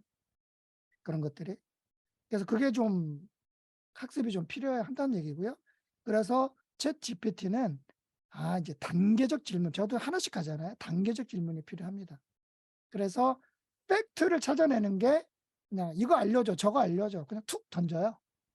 그리고 그 내용을 가지고 하나씩 이제 디테일하게, 그래서 분절을, 단어를 자를 수 있어야 됩니다. 그래서 디테일한 질문을 던지면서 이것도 알아줘, 저것도 알아줘, 이것과 저것도 알아줘. 이것저것 하면 어떻게 되는 거야? 그래서 원하는 답변을 유도하는 거야, 유도. 얘는 생성형이니까. 그렇게 단계별로 반복을 하고, 그 다음에 반드시 검증해야 됩니다. 얘는 오류가 많아요. 그러니까 저는 HRD니까 그 임원 과정 뭐 한다 그랬잖아요. 한 20, 30%가 오류예요. 거기에는 잘못된 해석도 있기도 하고 문맥이 안 맞는 것도 있기도 하거든요. 그러니까 그 검증을 해야 돼요. 그래서 챗 GPT는 전문가용이지 일반용이 아니란 얘기예요. 그냥 채팅이지 그냥. 채팅이면 그냥 일반인들이 쓰는 거고요. 우리 이제 HRD의 입장에서 쓸 때는 쓰는 걸 얘기합니다. 그래서 크게 나누면 타입이 있고 이름이 있고 입력 변수가 있습니다. 타입은 예를 들어 그냥 한번 여기다 써볼까요? 그러면 이제 나오죠. 오늘의 리더십에 대해서, 리더십은 삶의 모든 측면에서 요구되는 필수 자질이래요. 이거는 뭐예요? 이제 앞단에 어떤 리더십이냐가 없으니까 포괄적으로 나오죠. 만약에 팀장이 자동차 부품회사에서 또는 천명 조직의 자동차 부품회사의 팀장이 블라블라 하면 그 내용이 다 나오죠. 그죠? 레게벤스에서 그걸 찾는 것처럼. 근데 포괄로 해놓으니까 이렇게 나온다는 얘기예요. 그러면 이제 비전이나 정직성, 공감, 책임 이런 것들이 쭉 나오는 거죠. 그럼 예를 들어 이것도 한번 볼까요? 재밌는 거 알려드릴게요. R이라는 거 R이 위에 있잖아요. R의 내용에 대해 상세 설명. 그러면 앞에서 제가 요 항목 가져왔잖아요. 요 항목. 그 목표 설정 어떻게 하냐고. 정직하게 행동하고 뭐 보면 뭐 어떻게 보이라는 거야. 뭐 의사소통 기술을 개발하고 피드백은 뭐 몰라. 뭐 어쩌라는 거지? 각각에 대해서 설명이 다 나오잖아요. 그거를 이제 이름, 특정 인물은 뭐냐면 이제 우리가 알고 있는 유명인들이죠. 그 내용이 그만큼 많으니까. 그런 관점에서 들어가니까 이 두 개만 어떻게 하느냐에 따라 굉장히 다르죠. 그다음에 이제 뭐 입력 변수가 있어요. 이제 뭐 탑 뭐 포인트 하면 이제 0.01. 그러니까 1000개의 데이터 중에 100개만 모여줘 이렇게 되는 거예요. 순위를 얘기합니다. 순위 검색을 할 때. 이제 이 파라미터 값들이 이제 경우에 따라 많아요. 이제 그래서 이게 뭐냐면 챗GPT 프롬프트 엔지니어 전문가가 만들어져요. 이거는 인제 인문학적 사고방식이나 이런 게 되게 있어야 되겠죠. 그러니까 어때요? 조직에서 이 전문가 한 명만 있어도요. 각각의 부서마다 이거 만들어 주면 이 질문 스킬은 다르거든요. 그냥 나오지 않아요. 이 전체를 갖다가 아울러서 가는 거기 때문에. 그래서 어떻게 하느냐. 팩트, 실제 사실적 정보에 대해서 그 뭐 학교도 좋고 뭐 성적도 좋고 좋아요, 기본적으로. 근데 그런 것들의 다가 아니라는 거죠. 중요한 건 적정 수준의 지식에 대해서 생각하는 사고력을 갖다 키워줄 필요가 있다는 얘기죠. 또 왜 그럴까요? 이미 이 최근에 한 5년, 7년, 10년 동안의 이 데이터는 어마어마한데 그걸 우리가 학습했을까요? 아니거든요. 그러니까 여전히 호미 갖고 지금 수렵 활동하고 있는 거하고 똑같아요. 그거가 보완해 주고 있는 게 AI인 거죠. 2015년도에 이미 루키 스마트의 첫 페이지입니다. 프롤로그. 경험을 저주라고 표현을 해요. 왜 저주인지를 데이터로 다 표현돼 있습니다. 데이터로. 결국은 이제 FTP 사고법, 이게 벌써 15년 전에 제가 만든 건데, 팩트에 대해서 어떤 생각을 갖느냐를 끊임없이 질문해야 돼요. 그럼 회의 스킬이 나옵니다. 임원회의든 주간회의든 뭐가 됐든 첫째, 팩트에 대해서 얘기를 해요. 이런 건 뭐야? 저런 건 뭐야? 팩트 공유입니다, 그게. 그리고 그것들에 대해서 넌 어떻게 생각해? 생각을 해요. 그럼 어떻게 적용할까? 이래야 돼요. 그런데 우리는 어떻게 돼요? 각자 얘기해봐. 저는 이랬으면 좋겠어. 플랜 얘기해. 왜도 없어요. 그러니까 뭐예요? 그 플랜은 이전에 생각했던 거잖아요. 근데 회의는 새로운 플랜을 짜려고 하는데 이전의 플랜을 공유해서 그걸 하는 거하고 같아요. 그래서 철저하게 이걸 구분해서 접근하는 거죠. 그러다 보니까 어때요, 이제? 팩트에 대한 접근이 교육장에서 사실 어려워요. 책을 한 권을 읽고 하기도 어려운데. 그런데 AI가 있으니까 제가 얘기했잖아요. 10만 페이지를 요약하는 건 30분이면 된다고 저는. 미친 거죠, 세상이. 그래서 회의 방법이 다릅니다, 이제. 시간이 없어서 그냥 제가 검색한 걸로 볼게요. 채용 공고입니다, 이렇게. 삼성 반도체 DX 부문이에요. 지원 자격.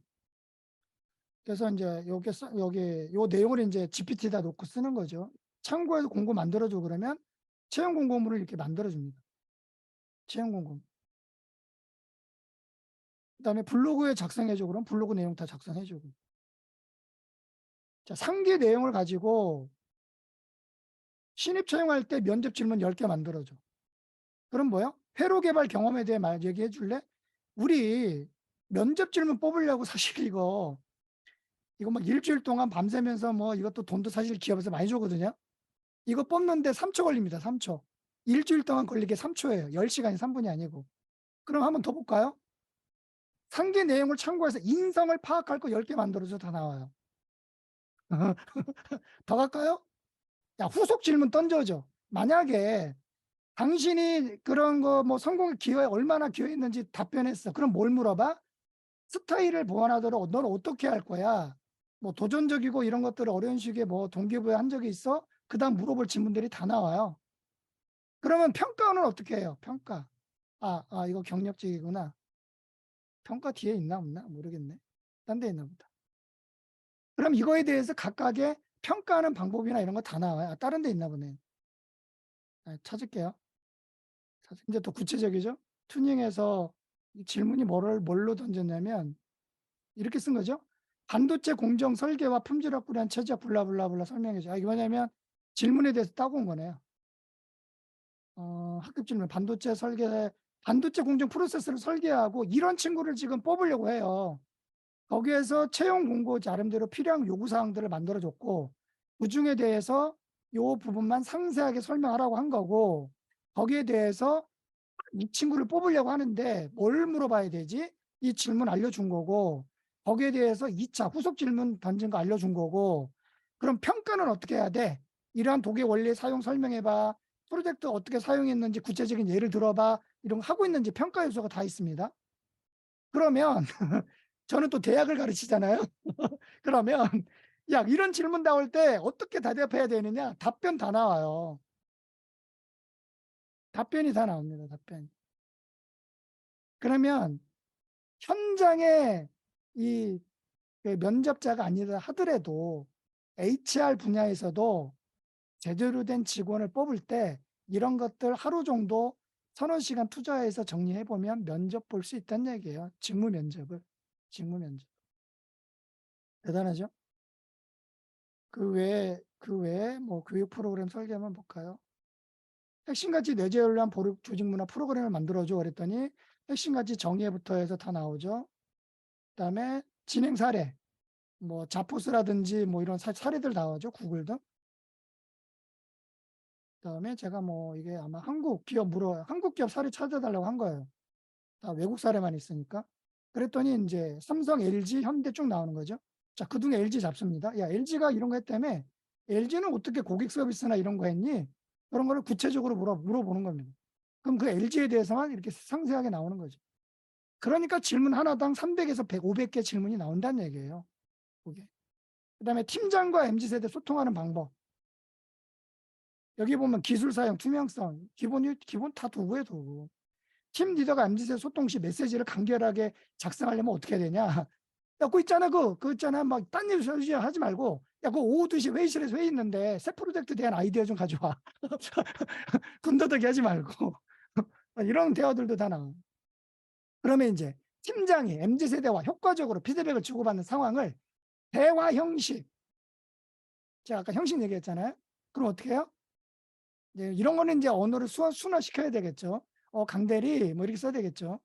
이제 땡땡 프로젝트에 대해서 이야기하고 싶은데 어떻게 뭐 진행되고 있나 뭐 이렇게 물어볼 수 있는 거잖아요. 그죠? 그러니까 이런 게 지금 한 20, 30%가 잘못된다는 얘기예요. 그러니까 맞게 내가 보란 얘기지. 그런데 에이, 어떻게 이렇게 번역해놨지? 이거 아니란 얘기예요. 내가 활용하면 되는 건데. 그러면 이제 솔직히 뭐 블라블라블라 많은 오해가 있었지만 어쩌고 저쩌고 뭐 좋은 지적입니다. 유감입니다. 예를 들어 이런 게 뭐예요? 앞단에.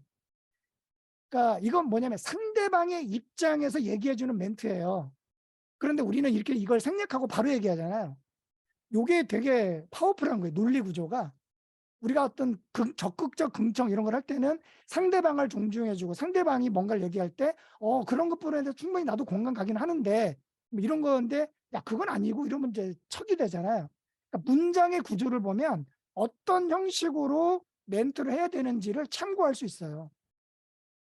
근데 요 수준으로 보면 이제 완성도를 보면 제가 볼 땐 30%밖에 안 돼요. 그러면 이제 70%를 제가 채워야 되겠죠. 그런 사항들이.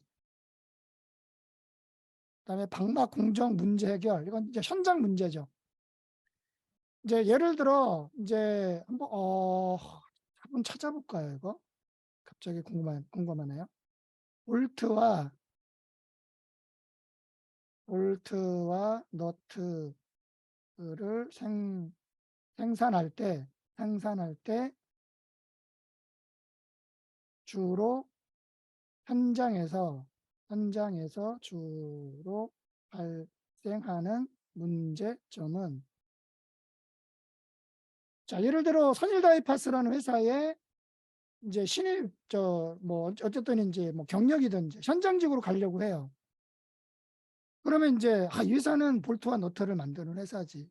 그럼 현장에서는 어떤 문제가 있을까? 일단 던져보는 거죠. 간단하게. 그러면 주로 나타나는 건 치수가 부정확해요. 재료 품질, 표면 마감, 스레드 문제. 스레드는 뭔지 잘 모르겠고요. 자, 부식, 그다음에 생산의 효율성. 그럼 이제 거기에 따라서 이제 다를 수 있겠죠.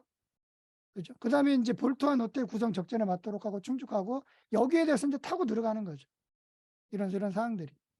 그러니까 지금 던진 게 볼트와 너트 생산할 때 현장 문제의 문제점인데 이거 저한테 1시간 시간 주면 질문 200개 만들 수 있어요. 그다음에 매뉴얼 만들 수 있죠. 그러니까 이미 어떤 도구를 쓰느냐는 굉장히 달라요, 굉장히.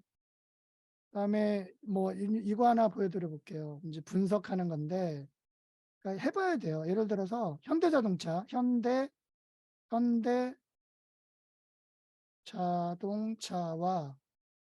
도요타 자동차의 그러면 이제 현대자동차 5개, 도요타 자동차 5개, 이제 뭐 캠리가 됐든 뭐 이제 지가 알아서 이제 쭉쭉 이제 뽑겠죠. 현대 엘란트라, 소나타, 투싼 뭐 이런 것들이 쭉 나오잖아요. 자, 이게 이제 표로 나오는 겁니다. 표로. 자, 지금 어때요? 이제 표에다가 야, 가격 분석해줘 그러면 이제 가격이 다 나오잖아요. 그죠? 결국은 어떤 분야에 질문을, 그러니까 전문성이 있어야 이런 질문을 내죠. 여기 보면, 그럼 이제 가격표에 있는 가격까지 감안해서 보고서로 만드는 거죠. 그냥 해볼까요? 그냥 간단히 상기 내용, 강의, 슬라이드 작성해줘. 그럼 이제 챕터별로 나오겠죠. 슬라이드 타이틀은 뭘로 하고, 그다음에 컨텐츠 구성은 어떤 식으로 하고, 그냥 나오죠. 이게 이제 굉장한 내용이면 더 나오겠죠. 다른 거 그냥 단순한 단어 넣어볼까요? 단어 상기 내용 참고해서 목차 만들어줘. 자, 목차라는 단어가 왔어요. 목차라는 굉장히 거시적인 단어잖아요. 단어의 속성이 있어요. 단어. 근데 목차 쫙 나오죠. 상기 내용, 상기 내용, 내용, 내용에 각각 상세 설명해줘. 설명이란 단어 그 자체도 뭐, 뭘로 표현해요? 되게 포괄적이죠. 자, 그럼 어때요? 각각에 대해서 설명 다 나오잖아요. 굉장하죠? 자, 어쨌든 이제, 챗 GPT는 여기까지 일단 이제 설명을 일단 한번 드려봤고요. 이제 여기에 이제 어떤 도구들을 연결을 할 거냐예요. 이제 이런 것들에 대해서.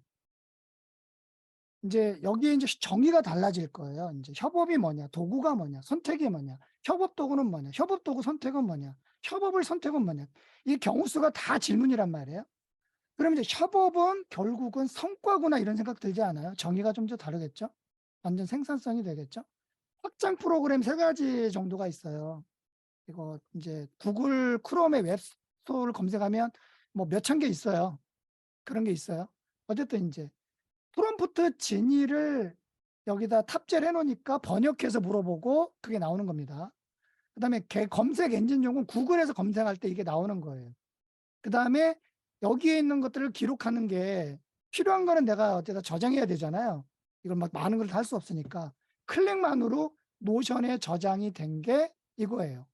자동으로. 자동으로. 예를 들어서 여기 보면 핀 버튼 있죠? 핀 버튼. 핀 버튼을 누르면 여기 뜹니다. 이렇게 노션이. 이게 저는 이제 탑재가 돼 있는 거죠. 그러면 이게 저장이 돼서 요 위로 올라오는 겁니다. 위로. 이게 다 저장된 내용들이죠. 제가 검색했던 내용들이 여기다 다 올라오는 거죠. 하다못해 현대자동차 판매사원 시나리오 다 나와요. 자, 그런데 이제 여기서는 단편적으로 이렇게 나오잖아요.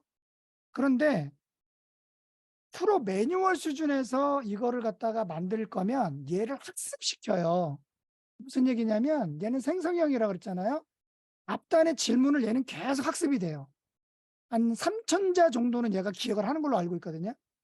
3,000자 정도를 학습시켜서 이 매뉴얼을 만드는 거예요. 매뉴얼을.